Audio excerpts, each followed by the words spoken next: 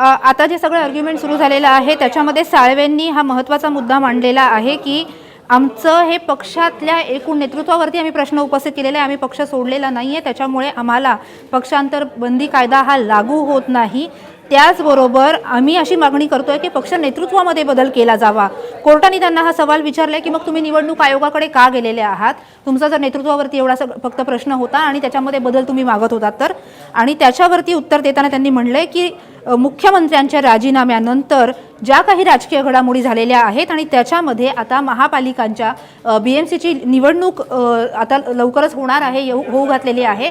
अशा वेळेला पक्षचिन्ह कोणाला मिळावं हा मुद्दा महत्त्वाचा ठरणार आहे आणि त्यामुळे आम्ही निवडणूक आयोगाकडे गेलेलो आहोत। अगदी निकम सर आपल्या सोबत आहेत। निकम सर, सगळ्यात महत्त्वाचा मुद्दा की सुप्रीम कोर्टानं सुद्धा हाच मुद्दा उपस्थित केला। निकम सरांशी आपण बोलणार आहोत, त्यांच्याकडून अधिक जाणून घेणार आहोत। पण आताच्या घडीची सगळ्यात महत्त्वाची बातमी ते अपात्रशी मूळ पक्ष कुणाचा हा मुद्दाच नाही असं साळवे यांनी म्हटलेलं आहे। पक्षात लोकशाही असणं गरजेचं आहे असंही साळवे यांनी युक्तिवाद केलाय। पक्षाचा नेता कोण हा खरा प्रश्न आहे, अपात्रतेशी निवडणूक आयोगाचा काही संबंध नाही असं हरीश साळवे म्हणालेले आहे।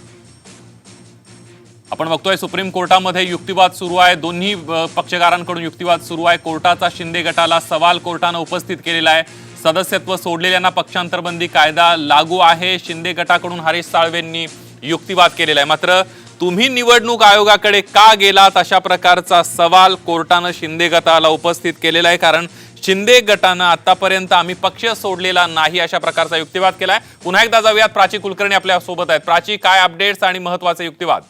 पुन्हा एक प्रश्न चीफ जस्टिसने विचारलेला आहे, त्याच्यामध्ये त्यांनी म्हणले की कोण कोर्टामध्ये पहिला आलं होतं, त्याला उत्तर देताना अर्थातच आतापर्यंत ज्या काही घडामोडी घडलेल्या आहेत त्याचा रेफरन्स देत साळवेंनी म्हटलेले की आम्ही सुरुवातीला आलो होतो, कारण नरहरी झिरवळ हे जे उपसभापती आहेत त्यांनी आमच्यावरती अपात्रतेची कारवाई करणाऱ्या नोटिसेस बजावल्या होत्या आणि 48 तासात त्याला उत्तर द्या असं म्हटलेलं होतं। आणि त्यावेळेला आम्ही नवाब रेबिया केसचा आधार घेत त्याच्यामधल्या निकालाचा आधार घेत कोर्टाकडे आलेलो होतो। आम्ही आत्तापर्यंत पक्षाची जे सदस्यत्व आहे त्याचा राजीनामा दिलेला नाही आहे, सदस्यत्व गिवअप केलेलं नाही आहे। सिब्बल असं म्हणतात की आम्ही बैठकीला आलो नाही, पण आम्ही जर पक्षाचं सदस्यत्व दिलेलं नसेल, सदस्यत्वचा राजीनामा दिलेला नसेल तर हा मुद्दाच उपस्थित होत नाही अशा पद्धतीचं आर्ग्युमेंट आता साळवे करतायत। अगदी सुप्रीम कोर्टाने एक महत्त्वाचा मुद्दा शिंदे गटाच्या वकिलांना उपस्थित केलाय, तुम्ही नवा पक्ष नाहीये, मग तुम्ही कोण आहात असा एक सवाल उपस्थित केलेला आहे। एक संभ्रम निर्माण करण्याचा प्रयत्न साळवे करतायत आणि त्यावर आता कोर्ट सुद्धा त्यांना अशाच पद्धतीने प्रश्न विचारते असं दिसतंय, कारण आम्ही त्याच पक्षामध्ये आहे, नेतृत्वावर आमचा विश्वास नाही आहे, मुख्यमंत्री भेटत नाहीत, कामं होत नाहीत, आम्हाला पक्ष नेतृत्व वेगळं पाहिजे। मग हा महत्त्वाचा प्रश्न सुप्रीम कोर्टाने केलाय, तुम्ही नवा पक्ष नाहीये, मग तुम्ही कोण आहात? प्राची, अर्थातच हा मुद्दा महत्त्वाचा ठरतो आहे, कारण आता या सगळ्या सुनावणीमध्ये पक्षचिन्ह कुणाचा हा जो मुद्दा मांडला जात होता त्याच्यावरती ही भूमिका मांडलेली आहे। साळवे आता पुढचं आर्ग्युमेंट करताना असं म्हणालेले आहेत की कपिल सिब्बल यांनी आर्ग्युमेंट करताना राणा केसचा रेफरन्स दिला, ज्याच्यामध्ये डिस्क्वालिफिकेशन केलं गेलं होतं कारण स्पीकरवरती त्यांचा अविश्वास होता। आता अशा पद्धतीच्या घटना भारतामध्ये अनेक होतात आणि मेजॉरिटी निवडलेला जो स्पीकर आहे त्याला, अध्यक्षाला तुम्ही अधिकार त्याचे नाहीत असं म्हणणं, अशा पद्धतीने अपात्रतेची कारवाई करणं हे अभूतपूर्व म्हणावं लागेल। अशा पद्धतीची घटना यापूर्वी कधीच झालेली नाही आहे। अर्थातच प्रयत्न जो शिंदे गटाकडनं केला जातो आहे की कोर्टाकडनं याचा निर्णय होऊ नये तर अध्यक्षांकडनं हा निर्णय घेतला जावा, अपात्रतेच्या कारवाई संदर्भात पुन्हा एकदा अध्यक्षांकडे हा सगळं प्रकरण यावं आणि त्यांच्याकडनं हा निर्णय घेतला जावा। ॲफिडेव्हिटमध्येही त्यांनी ही भूमिका मांडलेली होती। त्याचबरोबर पक्षचिन्हाचा तो मुद्दा आहे त्या बाबतीतही निर्णय हा निवडणूक आयोगाने दिला गेला पाहिजे त्यांच्याकडनं। जे सिब्बल यांनी भूमिका मांडली होती त्याला हे काउंटर आर्ग्युमेंट करताना आपली सुरुवातीची ॲफिडेव्हिटमधली जी भूमिका आहे तीच पुन्हा एकदा कुठेतरी हरीश साळवे आता मांडताना बघायला मिळते। अगदी प्राची, या सगळ्यामध्ये हरीश साळवे जरी म्हणत असले की विधानसभा अध्यक्षांनी हा निर्णय घ्यावा, मात्र ठाकरे गट किंवा महाविकास आघाडी शिवसेनेचं मूळ शिवसेनेचं असं म्हणणं आहे की ही जी अध्यक्ष निवड केलेली आहे राहुल नार्वेकर यांची हीच बेकायदेशीर आहे, त्यामुळे पुन्हा एकदा अजून तेढ निर्माण होण्याची शक्यता आहे। अर्थातच या सुरुवातीपासून या संपूर्ण प्रकरणामध्ये जे आर्ग्युमेंट चालू आहे त्याच्यामध्ये हे मांडलं गेलेलं आहे की जर अपात्रतेचे म्हणजे हे सगळे सदस्य नाही त्यांनी सदस्यत्व पक्षांतर केलेलं आहे असं जर मान्य केलं तर तिथून पुढचे सगळे निर्णय हे अवैध ठरतात.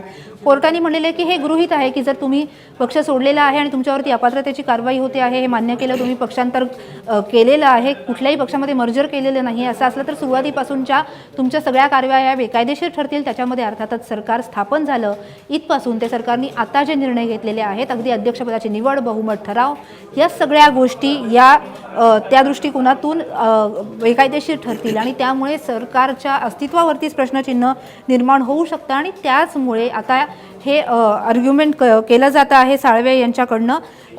CJI यांनी आता पुन्हा एक प्रश्न विचारलेला आहे की तुम्ही कोर्टात आधी आलात आणि 10 दिवस हे सगळं प्रकरण पुढे ढकललेलं होतं, आता तुम्ही म्हणताय की अध्यक्षांनी हा निर्णय घेतला पाहिजे जेव्हा हे मुद्दे आमच्याकडे आहेत, ह्या सगळ्याचे निर्णय आमच्याकडे तुम्ही सोपवलेले आहेत, तुम्हीच कोर्टाला आधी अप्रोच केलेला असताना तुम्ही असं का करताय. तर त्याच्यावर साळवे असं म्हणालेले आहेत की 10 दिवस जे आहेत त्याच्यामुळे आम्हाला काही फायदा झाला नाही आणि त्याच्यामुळे आता आमचं म्हणणं आहे की अध्यक्षांची निवड झालेली आहे, अध्यक्षांना अधिकार आहेत आणि त्यांच्या अधिकारामध्ये त्यांनी हा निर्णय घेतला पाहिजे. महत्त्वाचं आर्ग्युमेंट हे म्हणावं लागेल कारण त्यांच्याकडनं जे म्हटलं जातं आहे निर्णय घेण्याचे अधिकार अध्यक्षांना द्या, त्याचबरोबर निवडणूक आयोगाला ठरवू द्या. कोर्टाने आता सवाल उपस्थित केलेला आहे की जर असं असेल तर तुम्ही आमच्याकडे मुळात आलाच कशासाठी होतात.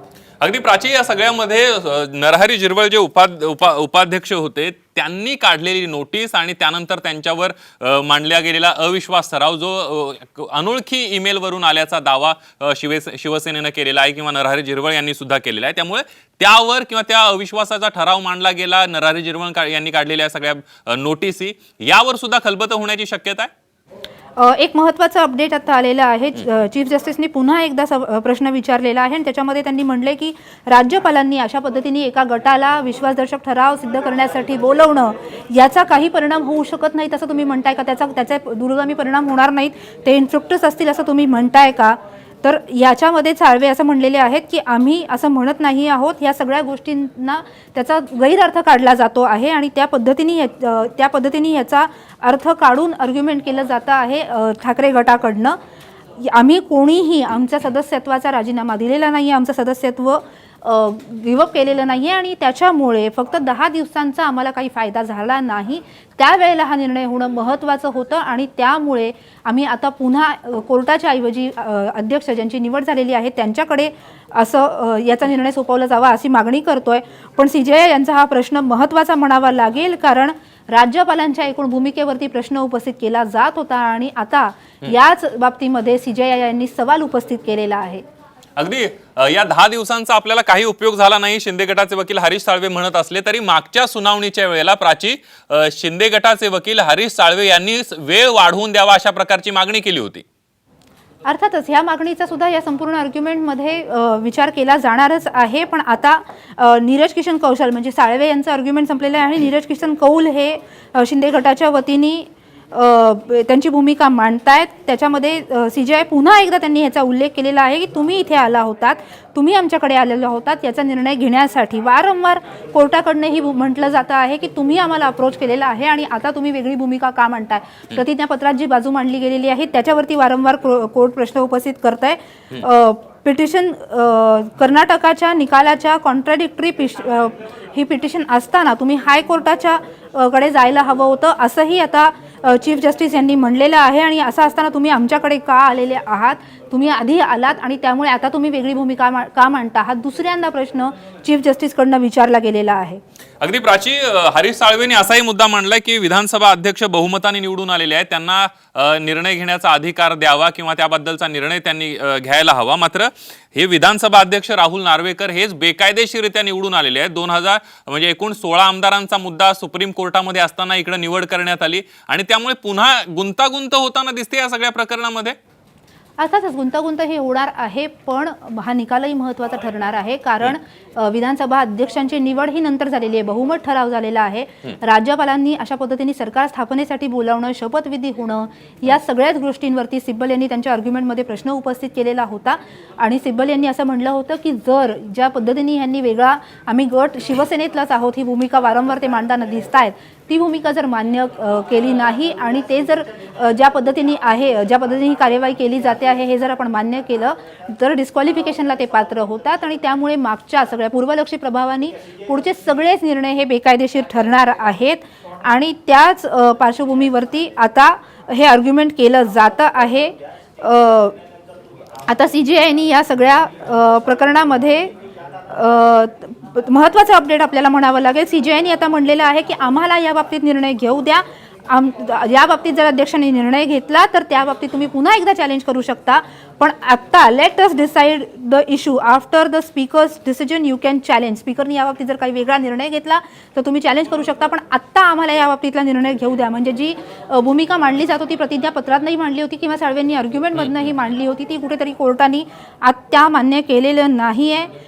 CJIने असंही म्हणले की normal administrative matters what we do let the person decide and then you challenge. म्हणजे एखाद्या माणसाला निर्णय घेऊ दिला जातो आणि त्यानंतर आम्ही त्याच्यावरती कोणी चॅलेंज केलं तर कोर्ट त्या बाबतीत निर्णय घेतं, पण आता तुम्ही आमच्याकडे आलेले आहात आणि त्यामुळे आम्हाला निर्णय घेऊ द्या या बाबतीतला, असंही कोर्ट म्हणताना दिसत आहे. अगदी प्राची, या सगळ्यामध्ये आपण बघितलं की कायदे तज्ञांचं पण अनेक वेळेला असं मत झालेलं आहे की काही वेळापूर्वी आपल्यासोबत कायदे तज्ञ होते, आसिम सरोदे सुद्धा होते, की त्यांचं असं म्हणणं आहे की विधानसभा अध्यक्षांनी घेतलेला निर्णय असेल किंवा निवडणूक आयोगानं घेतलेला निर्णय असेल, काही वेळेला त्यांच्या अगोदरच्या निर्णयांमध्ये पॉलिटिकल मोटिवेशन होता, अशा प्रकारचे आरोप सुद्धा झालेले. त्यामुळे सुप्रीम कोर्ट या प्रकरणामध्ये सावध भूमिका घेताना दिसते. अर्थातच सावध भूमिका ही नाही तर कायदेशीर प्रक्रियेनुसार ही भूमिका कोर्टाकडनं घेतली जाते आहे. कोर्टाने आता पुढे असंही म्हणलेले आहे की चूक असो किंवा बरोबर, आम्ही त्यावेळेला काहीसा दिलासा दिलेला होता आणि आता तेव्हा तुम्ही दिलासा मागत असताना आता येऊन आम्हाला कसं म्हणता की या बाबतीचा निर्णय आम्ही घेऊ शकत नाही, तर ते अध्यक्ष आणि निवडणूक आयोगाला घेऊ द्या. एकूण जे आर्ग्युमेंट शिंदे गटाकडनं केलं जात आहे त्याच बाबतीमध्ये सगळा प्रश्न आता कोर्टाकडनं विचारला जातो आहे. प्रतिज्ञापत्रामध्ये जी भूमिका मांडली गेली होती त्याच्यावरतीच कोर्ट प्रश्न उपस्थित करताना पुन्हा एकदा बघायला मिळतं आहे. उच्च न्यायालयात का सुरुवातीला केला नाही, आमच्याकडे का आलात, आमच्याकडे आला होता, तर आता तुम्ही असं का म्हणताय की तुम्हाला निवडणूक आयोग किंवा विधानसभा अध्यक्षांनी या सगळ्या बाबतीमध्ये निर्णय घ्यायला हवा आहे. नेमका तुमचा महत्त्वाची ब्रेकिंग बातमी येते आताच्या घडीची सगळ्यात मोठी बातमी. अध्यक्षांच्या निर्णयानंतर आव्हान देऊ शकता असंही सुप्रीम कोर्टानं म्हटलंय. आधी अध्यक्षांना निर्णय घेऊ द्या असंही कोर्टानं म्हटलेलं आहे. आताच्या घडीची एक सगळ्यात महत्त्वाची बातमी आपण बघतोय. अध्यक्षांचे अधिकार काढून घ्यावेत असं म्हणणं अभूतपूर्व असल्याचं साळवे म्हणालेले आहेत. बैठकीला गेलं नाही म्हणून सदस्यत्व सोडलं नाही असा सिब्बलांच्या युक्तिवादाला साळवेंनी उत्तर दिलंय. मात्र सुप्रीम कोर्टानं एक महत्त्वाचा निर्णय घेतलाय. आधी अध्यक्षांना निर्णय घेऊ द्या असं कोर्टानं म्हटलेलं आहे आणि अध्यक्षांच्या निर्णयाला तुम्ही चॅलेंज करू शकता असंही सुप्रीम कोर्टानं निरीक्षण नोंदवलेलं आहे. पुन्हा एकदा जाऊयात, प्राची कुलकर्णी आपल्या सोबत आहेत. प्राची, कोर्टाने असं म्हणलेलं आहे की अध्यक्षांना या बाबतीमध्ये निर्णय घेतल्यानंतर तुम्ही चॅलेंज करू शकत होता, तसं न करता तुम्ही आधी आमच्याकडे आलेले आहात आणि त्याच वेळेला तुम्ही रिलीफ मागितलेला होता आणि मग आता तुम्ही का म्हणताय की अध्यक्षांना या बाबतीतला निर्णय घेऊ दे. अध्यक्षांनी निर्णय घेतल्यानंतर चॅलेंज करणं ही एक गोष्ट असते, पण अध्यक्षांनी निर्णय घ्यायच्या आधीच तुम्ही आमच्याकडे आलेले आहात आणि ही याचिका, कोर्टाने सुरुवातीला हा प्रश्न विचारला होता की याचिका मुळात कुणाची आहे, कोण सुरुवातीला आमच्याकडे आलं होतं. त्यावेळेला शिंदे गटाने सांगितलं होतं की आम्हाला उपाध्यक्षांनी ज्या नोटिसा बजावलेल्या होत्या त्याला चॅलेंज करत आम्ही आलेलो होतो आणि हाच आधार घेत आता कोर्टाने सवाल विचारला होता. अध्यक्षांनी काही निर्णय घेतला आहे आणि तो तुम्ही चॅलेंज केलेला आहे असं नाही. असं करताना खरं तर तुम्ही हायकोर्टाकडे जाऊ शकत होतात, पण त्यावेळेला हायकोर्टाकडे गेला नाही, तुम्ही आमच्याकडे आलात. त्यावेळेला आमच्याकडनं जो तात्पुरता दिलासा मिळाला तोही मान्य केलेला आहे. मग आता या सगळ्या प्रकरणावरती आम्ही निर्णय देऊ नये असं तुम्ही कशासाठी म्हणताय? आमचा निर्णय तुम्हाला का मान्य नाहीये किंवा या बाबतीमध्ये सगळे अधिकार अध्यक्षांना देण्यामागचा हेतू नेमका काय आहे असा सवाल पुन्हा एकदा कोर्टाने उपस्थित केला आहे. त्याचबरोबर आता चीफ जस्टिसने आणखीन एक प्रश्न विचारलेला आहे. If tomorrow disqualification petition is filed before speaker and 4 or 5 people are send notice against speaker saying speaker can't decide. म्हणजे आता त्यांनी असं म्हटलंय की अशा पद्धतीने जर एखाद्या अध्यक्षाकडे अशा पद्धतीची याचिका झाली असेल आणि त्यांना नोटीस दिलेली असेल तर तुम्ही असं म्हणताय का की त्यांना निर्णय घेण्याचा अधिकार नाहीये? त्या मुद्द्यावरती आम्ही जात नाही आहोत असं साळवेंनी आता उत्तर दिलेलं आहे.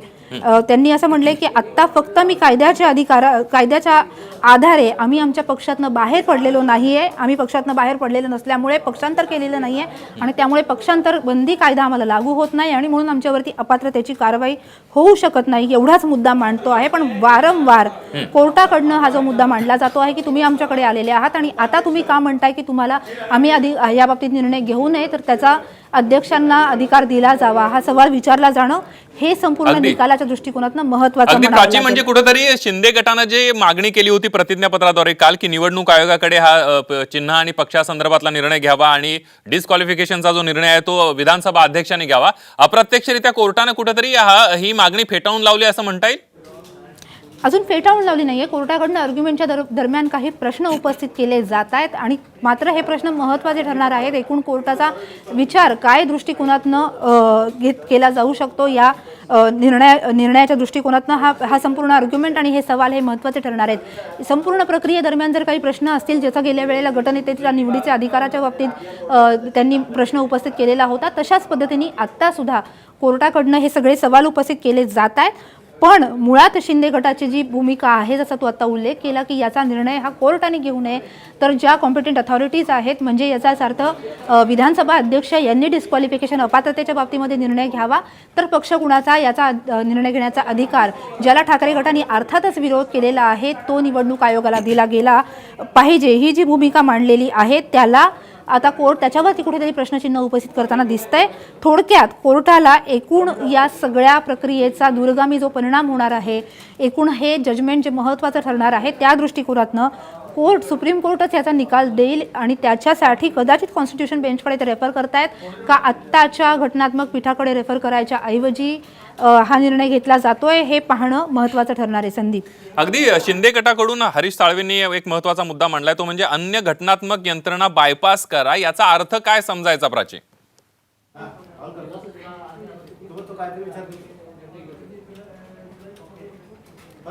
प्राची, आता काही वेळापूर्वी आपण बघितलं कौल यांनी एक युक्तिवाद केलेला आहे की अन्य घटनात्मक यंत्रणा बायपास करा, आधी अध्यक्षांना निर्णय घेऊ द्या, अध्यक्षांकडे हे सगळं प्रकरण जाऊ द्या. म्हणजे शिंदे गटाला नेमकं काय म्हणायचं आहे की अध्यक्षांच्याकडे सुनावणी व्हायला पाहिजे, सुप्रीम कोर्टाकडे सुनावणी व्हायला नको?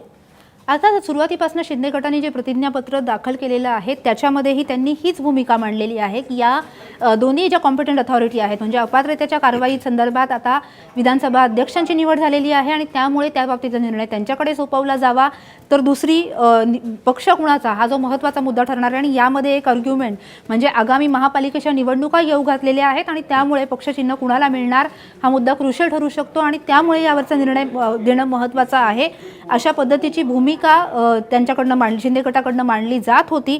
आणि त्याच पार्श्वभूमीवरती त्यांनी दोन्हीही या मागण्या केलेल्या आहेत. पण सुप्रीम कोर्टाने या बाबतीमध्ये सरन्यायाधीशांनी दोन्हीही बाबतीत प्रश्न उपस्थित केलेला आहे. त्यांनी जसं आपण वारंवार उल्लेख करतोय, त्यांनी असं म्हटलेलं आहे की आम्ही काहीसा दिलासा दिला होता त्यावेळेला तुम्हाला तो मान्य होता, तर आता आमच्या निर्णयावरती तुम्हाला आक्षेप का आहे, आम्ही या संपूर्ण प्रकरणाची सुनावणी घेण्याबाबत तुम्हाला आक्षेप का आहे, दुसऱ्या कुणाकडे देण्यामागचा तुमचा हेतू नेमका काय आहे, हेतूवरतीच सवाल उपस्थित होणं या संपूर्ण केसच्या दृष्टिकोनातनं एक महत्त्वाचं पाऊल आपल्याला म्हणावं लागेल. संदीप, अगदी सुप्रीम कोर्टानं उपस्थित केलेले हे मुद्दे अतिशय महत्त्वाचे म्हणायला लागतील प्राची, कारण सुप्रीम कोर्टानं असं आता हरीश साळवे किंवा शिंदे गटाच्या वकिलांना असं म्हटलं, आम्ही पहिल्यांदा तुम्हाला दिलासा दिला त्यावेळेला आमचा निर्णय तोपर्यंत तुम्हाला मान्य होता, मात्र आता तुम्हाला आमच्याकडे सुनावणी नको आहे, तुम्हाला निवडणूक आयोग आणि विधानसभा अध्यक्षांच्याकडे सुनावणी पाहिजे. म्हणजे नेमका तुमचा हेतू काय? खरंच अतिशय महत्त्वाचा मुद्दा या ठिकाणी उपस्थित केलेला आहे, कारण शिंदे गटाचे वकील संभ्रम निर्माण करण्याचा प्रयत्न करतात असं काही वेळापूर्वीच असीम सरोदे सुद्धा म्हणाले होते. अर्थातच आत्ता साळवेंनी याच्या आधी भूमिका मांडली की अध्यक्षांना याचा निर्णय घेऊ द्या आणि त्याचबरोबर आत्ता जे मुद्देच नाही आहेत त्याच्यावरती आपण आर्ग्युमेंट कशाला करतोय, अशा पद्धतीचं आम्ही आता स्प्लिट किंवा मर्जरचा मुद्दाच येत नाही आहे. म्हणजे वारंवार जे साळवे म्हणतात की आम्ही पक्षातनं बाहेरच पडलेलो नाही आहे, तर आम्ही पक्षांतरबंदी कायदा मोडण्याचा प्रश्नच कुठे उपस्थित होतो आणि त्यामुळे मर्जरचा प्रश्न कुठे उपस्थित होतो. आता चीफ जस्टिसनी पुन्हा त्यांना म्हणलेले आहे की तुम्ही जे प्रतिज्ञापत्र मांडलेलं आहे त्यातल्या कायदेशीर बाबी नेमक्या काय आहेत, मुद्दे नेमके काय आहेत, कायदेशीर प्रश्न नेमके काय आहेत, हेच आम्हाला समजत नाहीये. तुमचे मुद्दे काय आहेत, तुमचं आर्ग्युमेंट काय आहे हे थोडं स्पष्ट करा, अशा पद्धतीने पुन्हा एकदा CJI यांनी म्हणलेलं आहे. त्यांनी म्हटलं की तुमचे जे पहिले 2-3 वाक्य आहेत त्याच्यानुसार ही रिट पिटिशन मेंटेनेबल नाही असं तुम्ही म्हणताय का, हे तुम्ही रिड्राफ्ट करू शकत नाही का आणि हे तुम्ही उद्या देऊ शकता का, असं कोर्टाने म्हणले. साळवे यांनी मात्र या बाबतीत आपण आजच पुन्हा एकदा आपलं जे प्रतिज्ञापत्र आहे ते सादर करू असं म्हणलेलं आहे. म्हणजे कदाचित जी सुनावणी उद्यावरती ढकलली जाण्याची शक्यता होती, साळवे म्हणतात की मी आजच हे सादर करीन. आता कोर्ट या बाबतीत काय करत आहे हे पाहणं महत्त्वाचं ठरणार आहे, कारण एकूण जे मुद्दे आहेत तेच स्पष्ट होत नाही आहेत आणि तुम्ही अशी मागणी का करताय, अशा पद्धतीचे सवाल कोर्टाने उपस्थित केलेले आहेत. आणि त्याच पार्श्वभूमीवरती आत्ता 2 ते 3 वाक्यांमध्ये तुम्ही आता सांगा आम्हाला, आणि ही रिट पिटिशन मेंटेनेबल आहे का नाही या बाबतीतला जो सवाल, या बाबतीत स्पष्टता द्या आणि त्यानंतर तुम्ही हे रिड्राफ्ट करून द्या.